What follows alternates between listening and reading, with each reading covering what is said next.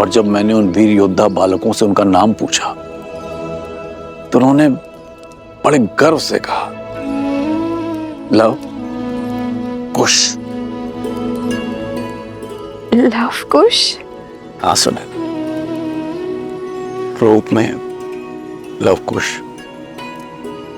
किंतु स्वरूप में जैसे स्वयं साक्षात श्री राम सामने खड़े, दो तन एक मन। घास के तिनके से एक भाग कठोर और तीखा तो दूसरा भाग सरल और कोमल।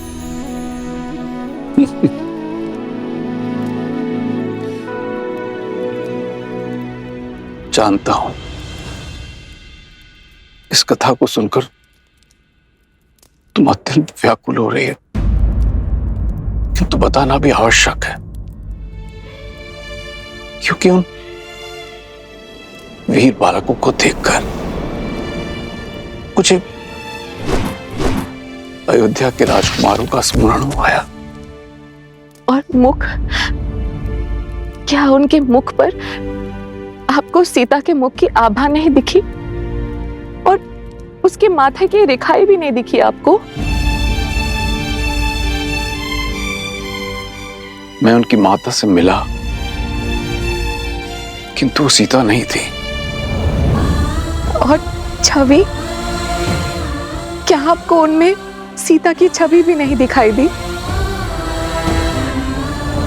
40 वर्षों से मैंने अपनी पुत्री सीता का मुख भी नहीं देखा।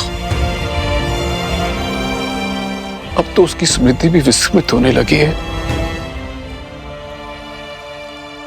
स्वयं आप विश्राम कीजिए, आप अस्वस्थ, क्या कर रही हैं आप? आप ले चलिए मुझे, मैं क्षण भर में अपनी सीता को पहचान लूंगी। आप ले चलिए मुझे, ले चलिए। तो क्या सीता का पिता इतना अभागा है कि उसकी पुत्री सीता सामने होती है और वो पहचान भी नहीं पाता? मैं वन देवी से मिला हूं।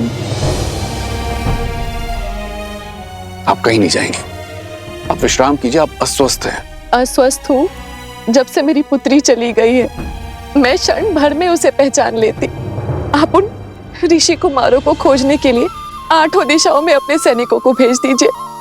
मैं उन्हें देखते ही उनके अस्तित्व का पता कर लूंगी। आप कुछ कीजिए ना।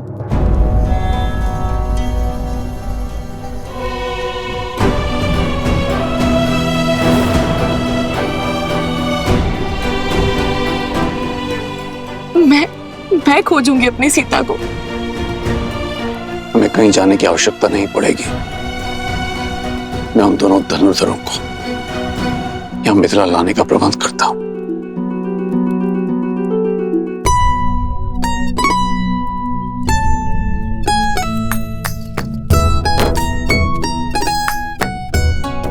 लव भैया, अभी तो स्वच्छ किया था, विशेष तुनीर को लेकर क्यों बैठ गए? क्योंकि हमें इस तुनीर को ससम्मान मिथिला के महाराज जनक को लौटाना है। आओ, तुम भी हाथ बटाओ। जब लौटाने जाएंगे तब साफ भी कर लेंगे ना। ऐसे 3 में 3 बार इसे रगड़ते रहे तो घिसकर पतला तार हो जाएगा ये तुनीर। कदाचित लौटाने के लिए कुछ बचे ही ना। अच्छा,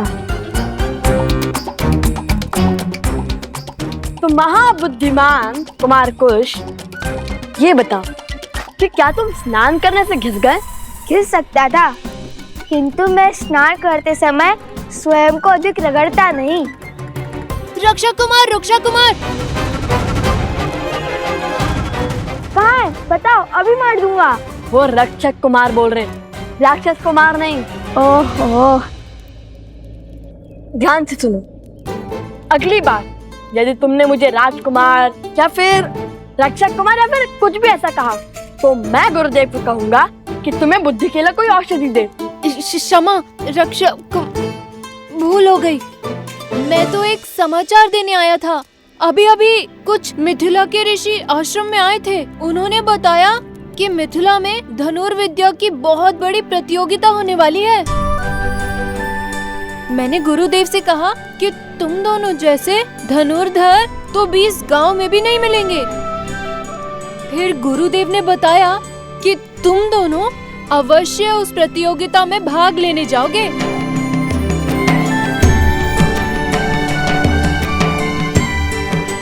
अब केवल भगवान वाल्मीकि की आज्ञा शेष है। लो, महाराज जनक को चुन्नी लौटाने का अवसर मिल गया। हम मिथिला जाएंगे भैया। अवश्य जाएंगे। तो रुक क्यों गए?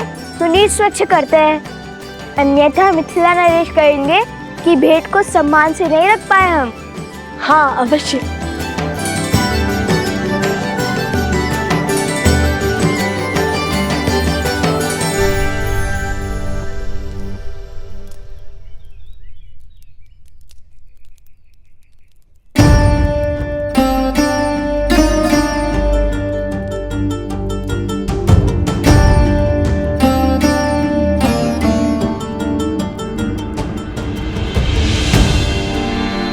प्रणाम ऋषिवर।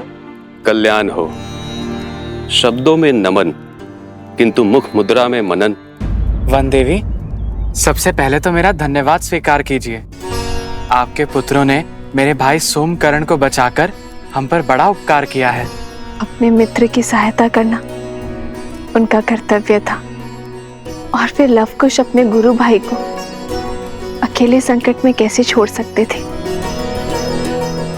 अवत्सरा, तुम ऋग्वेद के ज्ञाता हो। शिष्यों को मंदिर में ले जाकर पाठ आरंभ करो, मैं आता हूँ। जो आज्ञा ऋषिवर।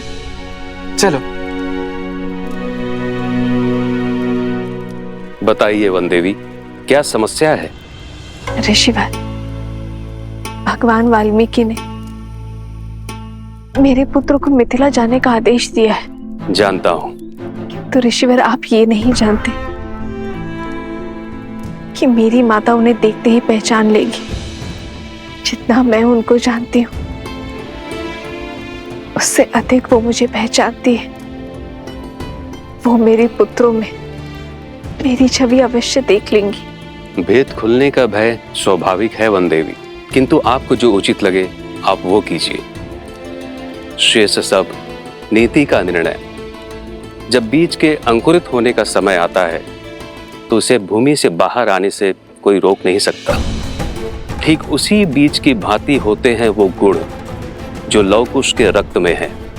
शौर्य, विद्या, कुलीनता और धर्म, जो न मिटाने से मिटते हैं और न छुपाने से छुपते हैं। लवकुश को मिथिला जाने दें।